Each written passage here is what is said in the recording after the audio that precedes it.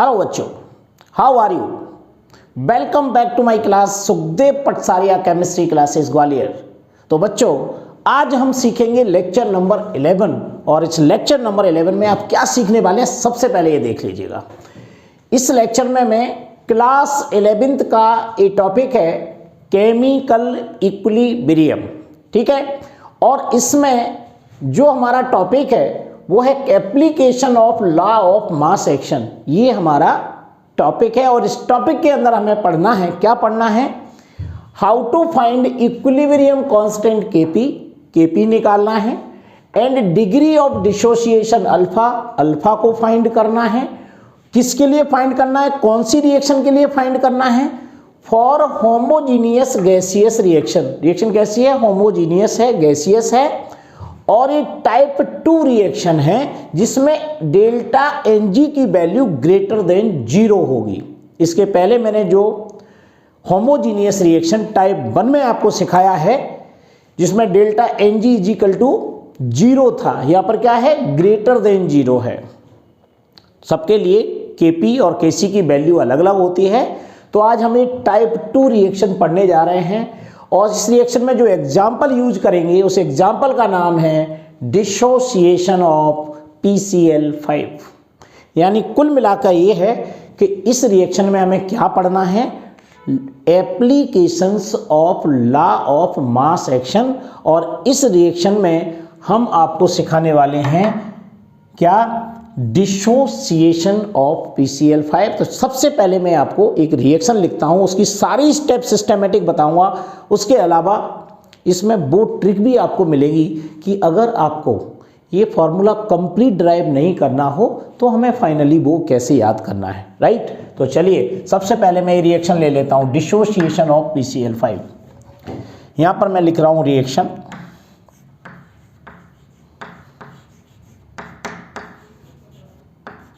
Reaction का नाम है PCl5। रिवर्सिबल साइन लगा लीजिए। ये डिसोसिएट हो जाएगा PCl3 प्लस Cl2। ये रिएक्शन आपको याद भी करना है और ये पेपर में लिखी हुई भी आ सकती है।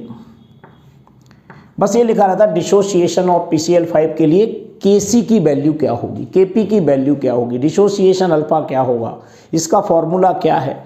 इसके न्यूमेरिकल वैल्यूज आएंगी जो आपकी समझ में ही नहीं आएंगी उस समय।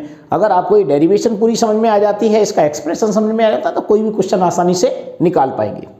तो चैलेंजिंग प्रॉब्लम्स ही होती हैं। ये आपको थ्योरी पहले सिखा रहा हूँ, बोर्ड एग्जाम से लेकर के जी एडवांस तक का कोई भी क्वेश्चन आएगा आप आसानी से सॉल्व कर पाएंगे। इस रिएक्शन सबसे पहला काम आपको ये दिया हुआ है डिसोसिएशन ऑफ PCl5। तो आप पहले PCl5 का क्या कर लीजिए? डिसोसिएशन कर लीजिएगा। ओके, अब आगे बढ़ते हैं। अब आपको मैं सिखाता हूं यहां पर ये word स्टोइकियोमीट्रिक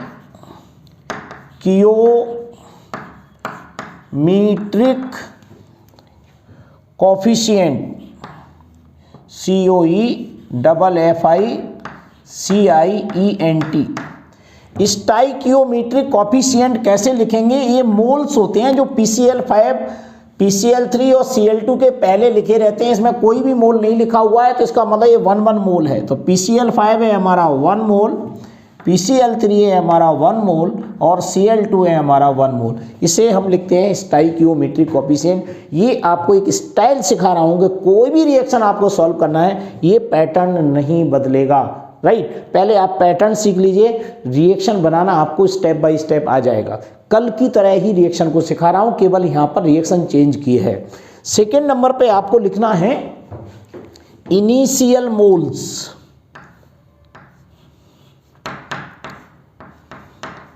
initial moles, initial moles को हमें मान लेना है। यहाँ पर मान लीजिए PCl5 को मैंने मान लिया A है, बनने वाला PCl3 0 और Cl2 भी 0। इनिशियल मोल्स का जब नंबर आए तो समझ लेना प्रोडक्ट को आपको 0 ही दिखाना होता है और रिएक्टेंट को कोई वैल्यू दिखा दो, ए बी सी के रूप में, एक्स के रूप में, जो दिखाना है दिखा दीजिए। और रियल में दिया होगा इतना मोल दिया गया है तो आप उस वैल्यू को लिख लेना। इसलिए मैंने यहाँ पर आपको ए के रूप में सिखाने वाला हूँ। तो इसको क्या लिखेंगे 0 0, ऐसा हमेशा करना है आपको। उसके बाद रिएक्शन जैसे ही प्रारंभ होगी और इक्विलिब्रियम की पोजीशन आएगी तो यहाँ पर हम लिखेंगे मोल्स एट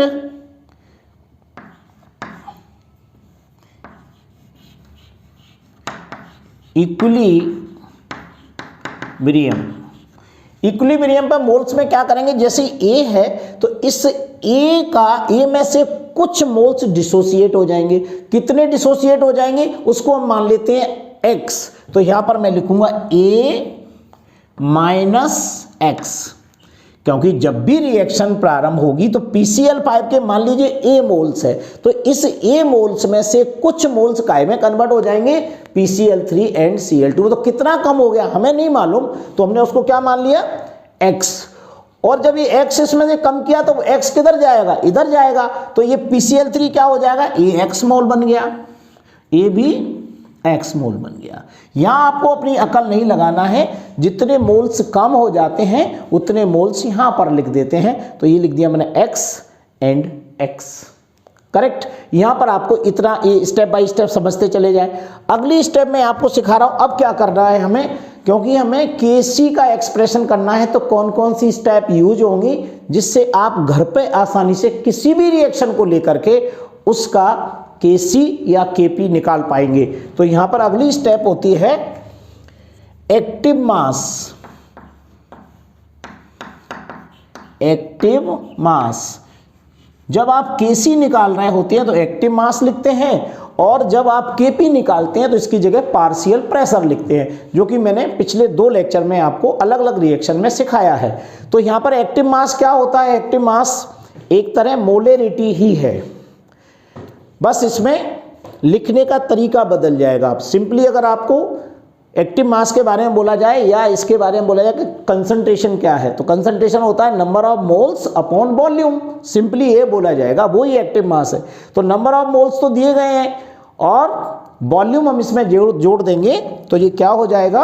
अगर मैं पूछूं आपको कि PCl5 का एक्टिव मास क्या है तो आप बोलेंगे A minus X upon V, यानी वॉल्यूम। तो इसको यहाँ लिख के बता रहा हूं, A minus X upon V, ये है हमारा एक्टिव मास ऑफ PCl5। अब इसका एक्टिव मास क्या होगा, तो इसको लिख दो x अपॉन वी, और इसका एक्टिव मास क्या होगा, इसका भी एक्टिव मास होगा x अपॉन वी। ये हमने इसे एक्टिव मास के फॉर्म में लिख दिया। इतना काम करने के बाद अब हम इस रिएक्शन पर एक लॉ लगाएंगे जिसका कि अपना नाम है applications of law of mass action. तो लॉ ऑफ मास एक्शन मैंने 2nd या 3rd वीडियोज में आपको सिखा चुका हूं, उसका पूरा डेरिवेशन बताया है, आप उसको देख लीजिए। लेकिन यहाँ पर सिंपली बता रहा हूँ, जब भी हमें लॉ ऑफ मास एक्शन लगाना हो तो वहाँ पर हम प्रोडक्ट के मोल अपॉन रिएक्टेंट के मोल लिखते हैं, तो इसे एक्टिव मास के फॉर्म में लिखा जाएगा। तो देखिए अब यहाँ पर लिख दीजिए applying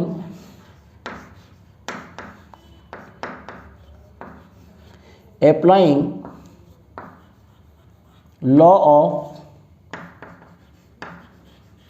mass action। आपने अप्लाई करना है तो इसको कैसे लिखेंगे, देखिए यहां लिख के ही बता रहा हूं, Kc इज इक्वल टू, ये है PCl3, तो active mass of PCl3 into active mass of Cl2 upon active mass of PCl5।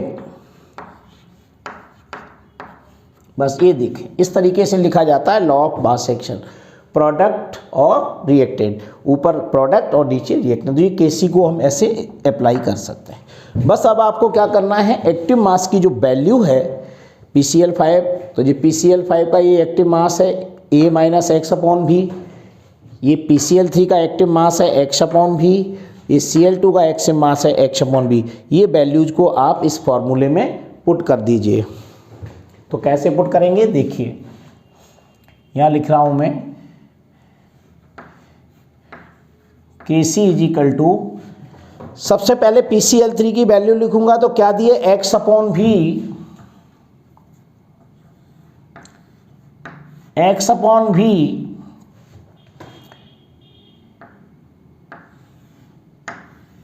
Into x/V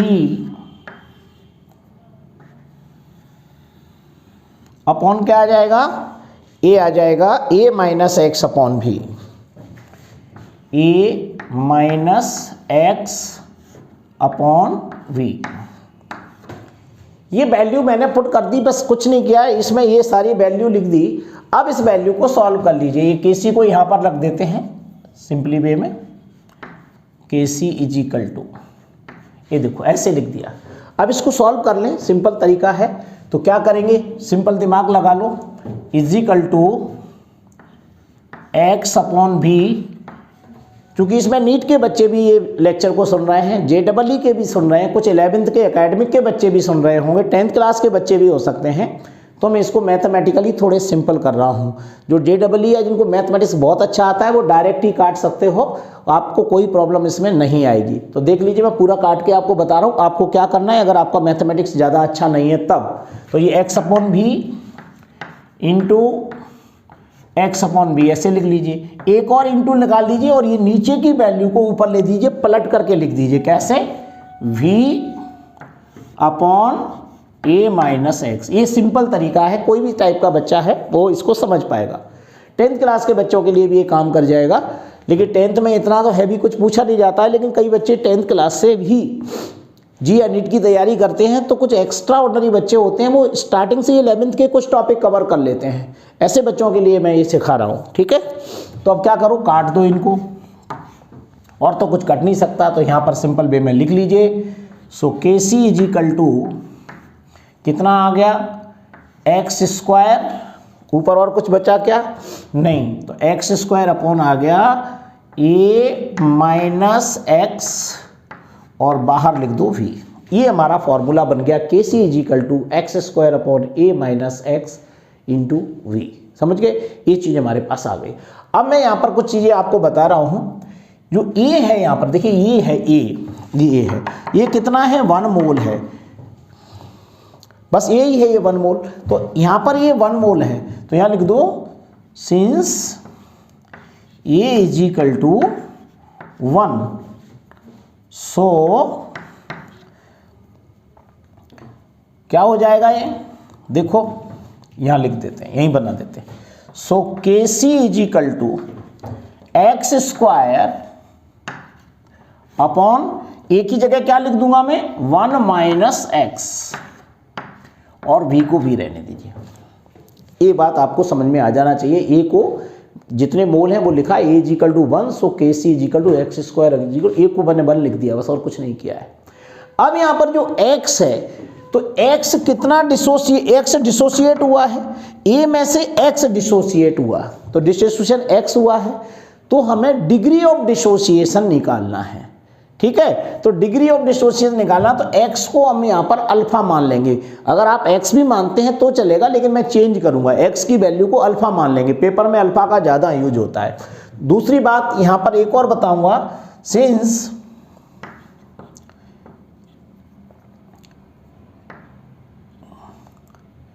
x becomes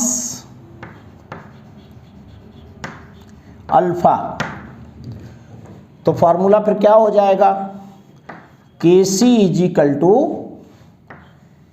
x² upon 1 minus X से क्या आ जाएगा, 1 माइनस अल्फा और बाहर V। क्योंकि यानी सिंस, फिर दोबारा से लिखूंगा, since alpha is less than 1, so 1 minus alpha is equal to 1 होगा क्या नहीं। अल्फा की वैल्यू यहाँ पर मैं कह रहा हूँ कि ए में से एक्स कम हो गया, तो ए जो है ना पूरी तरह कम नहीं होता, इसकी वैल्यू यदि 1 मोल से बहुत कम है तो ऐसी कंडीशन में हम 1 माइनस अल्फा को 1 मानते हैं, हमेशा ऐसा होगा। ये भी आपको बता दें, मैंने स्टार्टिंग में आपको इक्विलिब्रियम के बारे में बताया कि पूरा का पूरा रिएक्टेंट प्रोडक्ट में कन्वर्ट नहीं होता है। तो मान लीजिए ये 1 मोल है तो 1 मोल तो पूरा नहीं डिसोसिएट हुआ, उसमें से कुछ डिसोसिएट हो गया, तो कुछ डिसोसिएट हुआ, इसी को लिखा गया alpha is less than 1 mole, so 1 minus alpha is equal to 1। तो जब 1 minus alpha is equal to 1 हो जाएगा तो देखिए ये फॉर्मूला क्या हो जाएगा, Kc is equal to X square upon V. ये हमारा फॉर्मूला बन गया, बड़ा सिंपल। ये वैल्यू आपको समझना है, Kc is equal to X square upon, ये हमारा फाइनल फॉर्मूला। हम उन नीट के बच्चों के लिए बात कर रहे हैं जिनको इतना बड़ा डेरिवेशन वो नहीं करना चाहते, स्ट्रेट फॉरवर्ड तैयारी करना चाहते हैं। डायरेक्ट अगर उनका क्वेश्चन PCL 5 पर आ गया और उन्होंने Kc की वैल्यू पूछ ली या डिग्री ऑफ डिसोसिएशन पूछ लिया, कुछ भी अगर उन्होंने पूछ लिया, तो आप ये डायरेक्ट फार्मूला भी रट के जा सकते हैं। लेकिन ये फार्मूला कहाँ कहाँ काम करेगा, जब ये रिएक्शन इस टाइप की होगी जिसमें डेल्टा NU की वैल्यू 0 से ज़्यादा होगी, 2 माइनस 1। तो डेल्टा NG निकालना तो मैं स्टार्टिंग से ही सिखा रहा हूँ आपको। तो यहाँ पर ये डायरेक्ट फार्मूला भी आप याद कर सकते हो, और इस टाइप की बहुत सारी रिएक्शन हो सकती हैं, उनके लिए सेम फार्मूला काम करेगा। अब हम इसके बारे में थोड़ा सा और बात करेंगे, क्योंकि Kc निकालना था तो ये फार्मूला काम करेगा। अब मुझे निकालना है एक्स स्क्वायर, तो ये हो जाएगा आगे X square is equal to क्या हो जाएगा, Kc इंटू वी होगा क्या, नहीं एक्स निकालना तो Kc इंटू वी हो गया। अब हमें x निकालना है, तो x इज इक्वल टू क्या होगा, x इज इक्वल टू हो जाएगा अंडर रूट, बोलो जल्दी, under root Kc into V. अब मुझे इसे प्रोपोर्शन के रूप में लिखना है, तो ये हो जाएगा x is directly proportional to under root v। Kc हट जाएगा, कांस्टेंट होता है, तो x is directly proportional to under root v। यानी अगर कोई पूछा जाए कि डिग्री ऑफ x क्या है, डिग्री ऑफ डिसोसिएशन, अगर degree of dissociation is directly proportional to square root of v, यानी वॉल्यूम, यानी ये वॉल्यूम पर डिपेंड करता है। क्लियर, इसके पहले 2 रिएक्शन बताई थी, उसमें ना तो वॉल्यूम पर डिपेंड करता था ना प्रेशर पर, लेकिन ये वॉल्यूम पर डिपेंड करता है। तो फाइनल फॉर्मूला न्यूमेरिकल निकालना है तो आप इसका यूज कर लीजिएगा। ये सारी वैल्यूज आपको निकालना आना चाहिए। फाइनली फॉर्मूला हमारा ये भी होगा, x is proportional to under root v। ठीक है, तो ये है हमारा सिंपल सा बच्चों complete expression of Kc। Degree of dissociation x, तो ये डायरेक्ट निकाल सकते हैं, x is equal to proportion के रूप में बताना तो ये निकाल सकते हैं। और ये अगर 11th क्लास में एकेडमिक में अगर पूरा ये पूछा जाए कि कोई एक एप्लीकेशन को एक्सप्रेस कीजिए लॉ ऑफ मास ट्रांसफर के रूप में, तो आप इस एग्जाम्पल को पूरा एक्सप्रेस करके ऐसे दिखा सकते हो। एक चीज़ सबसे इम्पोर्टेंट इसमें ये है, जो बाद में बता रहा हूँ मैं आपको, कि ये x की वैल्यू जो मैं बार बार बोलता हूँ, ये x की वैल्यू वो नीचे वाली संख्या में ध्यान रखना है, ये हमेशा 1 मोल से कम ही होती है। तो इसलिए यहाँ पर ये फॉर्मूले को बनाने में आपको ज़्यादा दिक्कत नहीं आती है। a और b की वैल्यू कहीं दी गई है, तो ये यहाँ पर जो वैल्यू होती है वो लिखी जाती है। 1 मोल है तो 1 मोल, 2 मोल है तो 2 मोल, तो उसमें कोई प्रॉब्लम आना नहीं है। और सिंपली हमें इस तरीके से, हाँ ये क्वेश्चन जब सिंपली तरीके से पूछा जाएगा तो सीधा पूछा जाएगा degree of dissociation, dissociation of PCL 5 के लिए इक्विलिब्रियम कांस्टेंट Kp का फॉर्मूला क्या होगा, या डिसोसिएशन ऑफ PCL 5 की रिएक्शन के लिए डिग्री ऑफ डिसोसिएशन अल्फा का क्या फॉर्मूला होगा, तो आप लिख सकते हो। ठीक है, ऐसे आपको ये निकालना है। आपको लग रहा हो ये x आपने वैसे ही मान लिया, मैं यहाँ पर अल्फा मान रहा था, तो आपको एक चीज़ और बता देता हूँ, इससे आप कन्फ्यूजन ना हो, कि ये डिग्री ऑफ डिसोसिएशन में अगर इसको अल्फा माना है तो आप इसको भी अल्फा मान सकते हैं, इसलिए सारा फॉर्मूला अल्फा में कन्वर्ट हो जाएगा। तो ये तो आपने उतार ही लिया है, तो अब दोबारा से ना और चेंज कर लीजिए। मैंने लिखा ना x बिकम्स अल्फा, तो मैं इसको भी अल्फा कर देता हूँ, आपका सारा कन्फ्यूजन खत्म। देखो अल्फा स्क्वायर, तो यहाँ भी क्या होगा फिर अल्फा स्क्वायर, देख लीजिए। तो फिर यहाँ पर क्या होगा अल्फा स्क्वायर। तो निकालेंगे क्या पर, x की जगह हम किसको मान रहे हैं, अल्फा मान लेंगे। तो ये क्या हो जाएगा, x की जगह अल्फा हो जाएगा, देख लीजिए। अब आपको x का झंझट दिखाई नहीं देगा, नहीं तो कन्फ्यूजन हो जाएगा, क्योंकि मैं दोनों में यही अंतर कर रहा हूँ कि x डिसोसिएट हुआ तो डिग्री ऑफ डिसोसिएशन को मैंने अल्फा मान लिया। अगर आप अल्फा न माने, सॉरी चौक चलिए, अगर आप इसको अल्फा न माने तो आप x मान करके x को डिग्री ऑफ डिसोसिएशन मान सकते हो, ठीक है। तो ये अब आपका एक और न्यू फार्मूला इस रूप में आप कर सकते हो, राइट। तो चलिए, अगर आपको पिछले 2 लेक्चर में इस टाइप का निकालना नहीं सीख पाए हो तो आप इससे सीख गए होंगे कि केसी कैसे निकालना है, अल्फा कैसे निकालना है। अगर आप इसमें भी और कंफ्यूजन में हो तो अभी 3 रिएक्शंस अभी और बताऊंगा, जिसमें कि ये एग्जाम्पल मैं चेंज करूंगा। अभी आप कल के लिए तैयार रहें कि डिसोसिएशन ऑफ PCl5 में ही इसी रिएक्शन में मैं Kp निकालना आपको सिखाऊंगा, क्योंकि Kc और Kp निकालने का थोड़ा सा ही चेंज आता है, वो आता है इस रिएक्शन में। केवल एक्टिव मास की जगह वहाँ पर पार्शियल प्रेशर लिखना मैंने आपको सिखाया है, दोबारा कल फिर सिखाऊंगा। और आपको यहाँ पर Kc की जगह Kp का फॉर्मूला सिखाएंगे, तब देखेंगे डिग्री ऑफ डिसोसिएशन अल्फा किस पे डिपेंड करता है। ये तो V पे डिपेंड कर रहा है और वो V पर डिपेंड करेगा कि P पे डिपेंड करेगा, जिस पे डिपेंड करेगा आपके सामने होगा। तो चलिए, इस लेक्चर को देखने के बाद मुझे एक लाइक ज़रूर मार दीजिएगा जल्दी से, और अपने दोस्तों को शेयर कर दीजिए वीडियो को। So thank you very much. Next lecture will be continue.